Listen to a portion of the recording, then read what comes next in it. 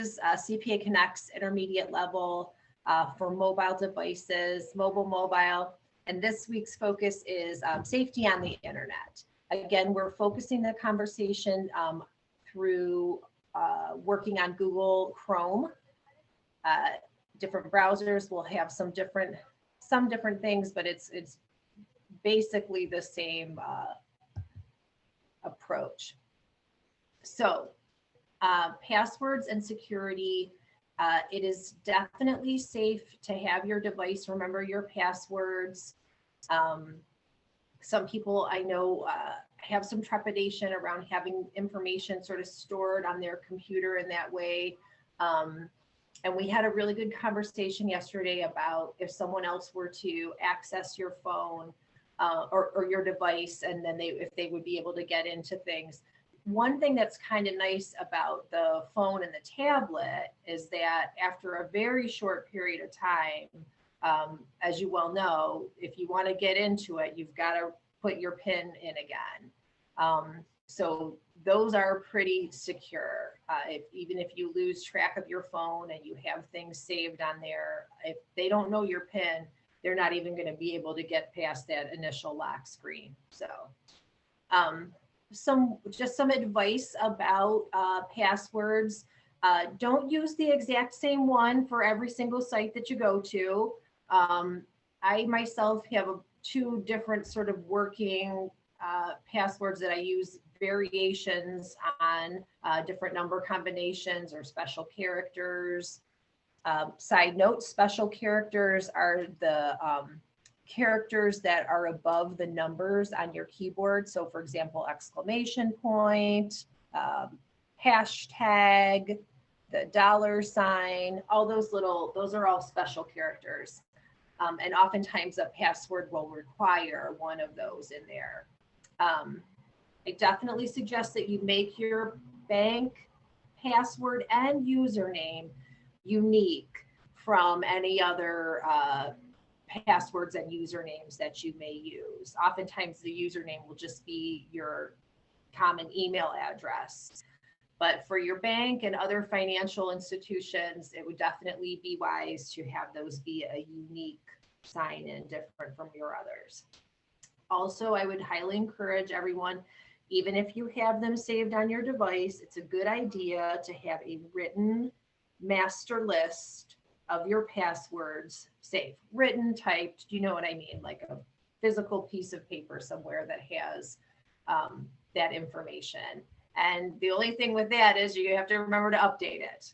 So if you go to a new site or if you change a password, make sure you make a note of it. Just make your life easier when it comes time. At some point, it won't be saved and you'll have to key it in. So it is safe to use autofill for your name and address on your device. In our practice, we're gonna take a look at that in Google Chrome. It is safe to store a credit card on your device. Even if you store that going through Google Chrome, when you go to pull it up to pay on a site, even if your credit card is stored, you will have to still input that CVV code. That's that little 3-digit number that's on the back of your credit card on the signature line. And if you can't manually put that in, you won't be able to use the stored credit card. So that's kind of a reassurance. Google Pay, I know Apple also has like an Apple Pay. Whenever I have used Google Pay, I don't have to put my CVV code in, but I have to put in the PIN for my phone before it will allow the transaction to take place. So there are sort of built-in safeguards. And you can edit that autofill from the browser settings in Chrome. On your phone and your tablet, you don't see pop-ups as much as you do on the laptop or the desktop computer, but still occasionally they can happen. It's definitely recommended to put your settings to have pop-ups be blocked, and we'll look at that when we do our practice. If there's an individual site that's trying to use a pop-up to have you put in further information or access content, you can make exceptions for individual sites. It'll give you the option when it's trying to pull it up, if it's a site that you've gone to. And just, I would really caution, only click on a pop-up from a site that you trust. That is one way that people try to spread malware on devices, is through pop-ups. So if something just sort of just pops up out of nowhere, just close it immediately, is my advice. This is sort of the step-by-step instructions. We're going to go through that in our practice. So really important for your phone and your tablet, you have to do all of the system updates that come through. I want to draw a distinction. There are system updates, that's for the operating software for your phone or your tablet, and then individual apps can also have updates. So system updates for the operating system, you have to do those if you want your device to operate properly. The apps, you can pick and choose more so. Sometimes the app update is just a cosmetic sort of change, but there can be actual patches in there if they found a glitch in the software or some area that's not functioning properly or isn't addressed, and then those updates will kind of fix that. If you miss too many updates for an app, you're going to start to find that it's not working quite as well. So sometimes we don't like the new layout and it's like, ugh, I have to get used to this now. But if you want the device to work properly, you probably need to do those updates for the apps as well. Okay, we've talked about this before, I know, but just as part of being safe on the internet, if there's something that you want to remove from your search history, you can certainly do that.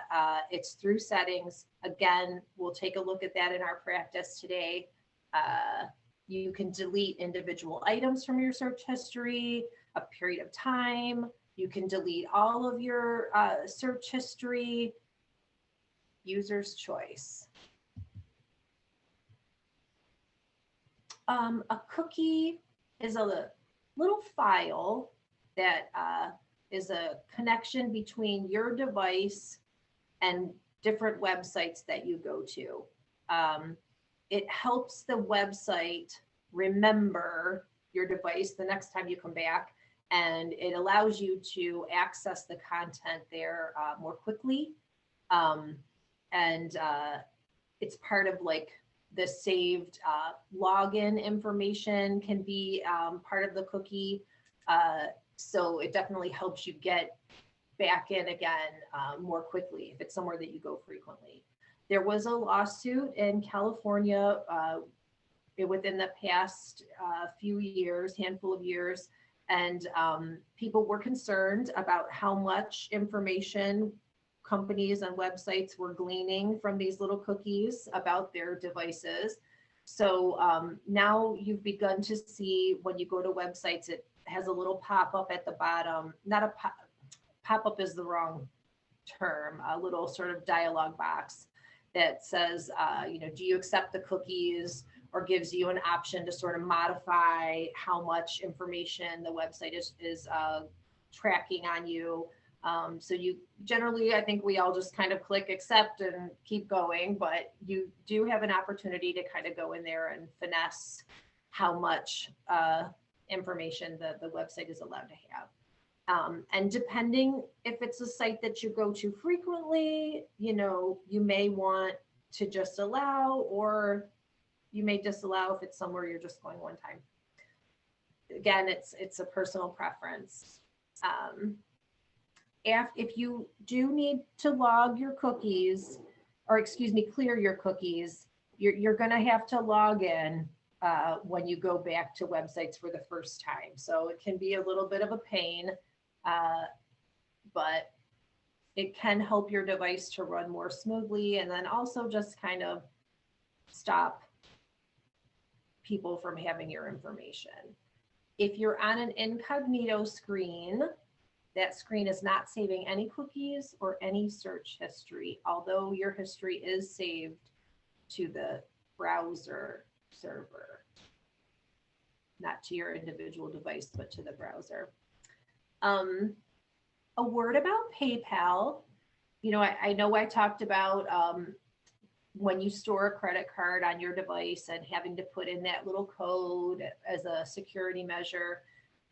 Definitely people do have concerns, even so, about using their credit or debit card online to make purchases. So PayPal can be a really nice solution to that concern. PayPal acts as a sort of intermediary between you and the company or the goods that you're trying to acquire, goods or services that you're trying to acquire. So your bank account information, your payment information is registered with PayPal, and then PayPal, if you choose this option, pays for the good or the service via your card, but that business never actually has access to any of your account information. Just PayPal does. And then of course they sort of charge a little fee, much like a credit card does, for use. So that's how they make their money. But it keeps your information, your bank account information, from being sort of spread around, if you will. Of course, if this company is sending you something, they do have access to your address, but they don't get access to your bank account information. It's considered to be highly secure. There have been hacks on PayPal, certainly. It seems like almost anywhere has, but it's considered to be very secure. And if you did come across an unauthorized payment, you would just have to make a claim on it and you would be able to recoup. I have never had that happen. I don't know anyone that I know of that has had an unauthorized payment on their PayPal, but I know that it has happened within all of history, right? I felt like I was going to say something else about that, but now I can't remember. All right. Before we practice, I just want to stop the share for a moment. Does anyone have any questions or comments so far? Rebecca? Yes. Karen, I have an iPhone, so I'm not sure if I'll be able to practice. Will I be able to do this? The exercise that I did yesterday on the Chromebook on my phone, on an iPhone? So as long as you're going through the Google Chrome browser or app rather, excuse me, on the phone. So if I don't have the app on my phone, then this will not work for me on my phone. Yeah, we're definitely going through the Google Chrome app. So okay. If you want to download it real quick. Well, I have storage issues, as we've talked about, so I'm not sure what I should do. Is there any way I can just play on my iPhone settings? No, this is only pretty much communication, like email or internet browsing based, correct? So Well, there's nothing to apply to me if I wanted to do this on my iPhone. So I think that your Safari should have a similar setup, although it may not be the exact same steps as we're going to take for Google Chrome. Okay. But if you want to try to follow along. Yeah, I will look at Safari then. Yeah, I encourage and see. I'll know more than I did when I started, so that's fine. Thank you. I hope so. And I'll be curious to know how it intersects with it, if it's okay. similar Thank enough, you. so we'll find out. I'll give it a try. I'm probably not the best one to do it, but I'll give it a go. Thanks. You go ahead with everybody Okay. else. I didn't mean to hold people up. No, you're fine. That's why we're here, to all try to learn together. While we're sort of in a break time, yes, Mel, go ahead. Just asking about the PayPal. The PayPal is a credit card or just an app? Or PayPal is a service that functions somewhat similarly to a credit card, but you don't have it doesn't give you like advance funds. But the way that it works is that you register with PayPal. PayPal has your account information. Okay. And then when you buy something online through PayPal, the company that you're buying from, all they see is PayPal and they get the money. So okay. PayPal kind of acts like I don't know. The Okay, first external bank account one number? is a fence, but there's nothing, it's totally illegal. PayPal's an agent, basically. Yeah, yeah. They're an agent between you and the person who you're buying services or goods from, and they utilize your credit card to accommodate the transaction, basically. Mm-hmm. But that business never has access to your credit card information. So it's kind of like a little intermediary. They just have a number and they're able you to pay for products and services through that number, through them. Through PayPal. PayPal. Mm-hmm. And then, of course, like I said, if you're, getting something, which generally you are, getting a physical something, or a service, if they need to send you something, they're going to have your address. The company is going to have your address, but they're not going to have access to your bank account number. So what kind of service would you use through the PayPal? Like Amazon got their own thing, but what services would you use? I mean, I don't know. Like I feel like almost every business that you go to will accept, especially online, to pay for something will allow you to pay through PayPal. So say you hired a house cleaning service or a yard waste removal. And so you paid for it online on their website, and you used PayPal. Okay. Does that make sense? Yeah, it makes sense. I guess what companies would you be trying to target? Which ones you wouldn't want to target?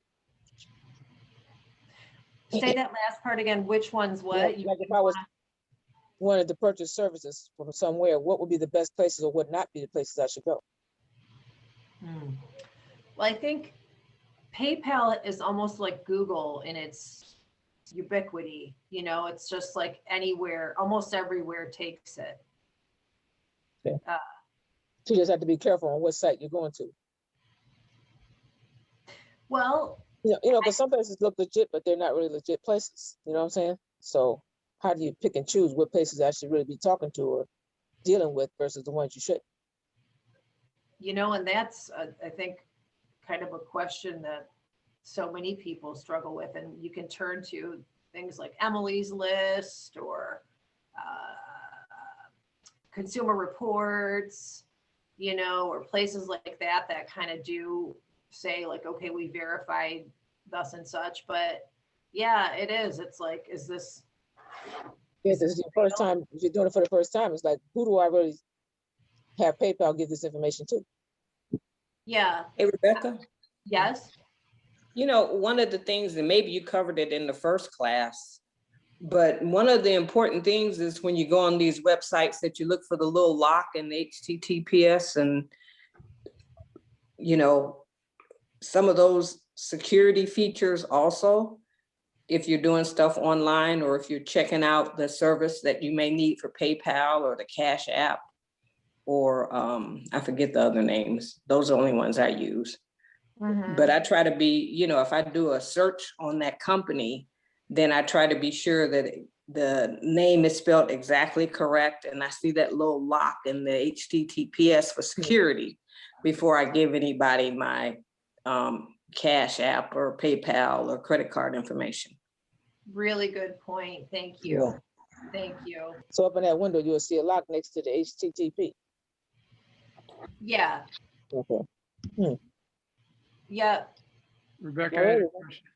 I had a question, John Connolly.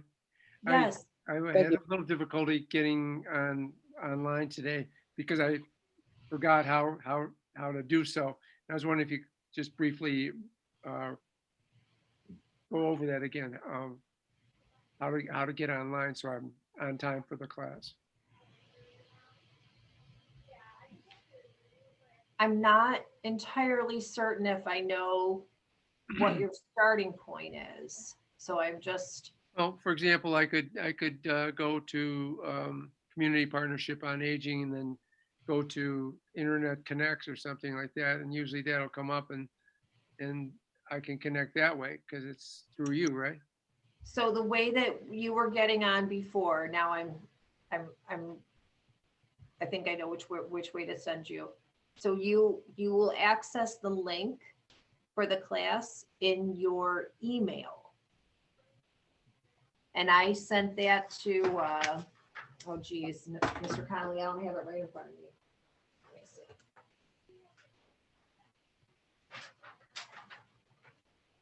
That was the Gmail address with the 763 in it. Okay, So I can't that's get where- that up right now, but so that's what I should look for, an Gmail address with 763 in it. Yeah, that's the one where I sent the email to that has the link to the Zoom and the link to the slides presentation as well. Okay, thank you. You're welcome. While we're out of the slide presentation, I wanted to mention, because it came up yesterday, as part, Art, you brought it up as far as virus protection. And it was something that I kind of had to look into a little bit. I have a Chromebook, and my previous device was a Chromebook. And it's been a few years since I had a PC. And on Chromebook, that virus protection is sort of baked in, if you will. It's like, it's already set, much the same way that your phone is kind of already has built-in virus protection. And you don't really need to download a separate third-party platform or app to do that on your phone. Windows, I did send an email out to this regard from yesterday's session, but Windows is Microsoft Defender antivirus is the newest for Windows 10 that's built in. And from what I read, it's the best that Microsoft has come up with so far, but there are still some third-party providers that provide a better protection. So if your operating system is Windows, then you probably will need to look into, it would be advisable to look into using some kind of protection, some antivirus protection. There's different companies. Art mentioned he's been working with this Bad Gorillas. Do I have that correctly? Yes. Okay. Bad Gorillas, and has found that to be very helpful. Norton is another well-known and respected company, McAfee. Some of these have free versions that offer basic protection, but there are also paid for versions that would give you more. So, but your phone, much like the Chromebook, should basically kind of have that virus protection really kind of baked into its operating system. So it's not, just FYI. But yeah, if you're operating on Windows 10 on another device, you might want to look into it. I'm gonna go ahead and share my screen again.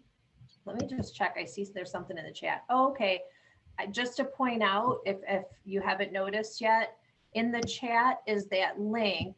I think it's been up there for a minute here already. To register for that cloud session, if anyone is interested in doing that hasn't done so yet. Okay, so let's. I please. saw it and I was able to register just by clicking on it. So Yeah, great. good, good. Yeah, if you just clicking on it should take you straight there. But let's take a moment to play around on our phone or tablet a little bit and see if we can access some of the security settings through Google Chrome. So you'll want to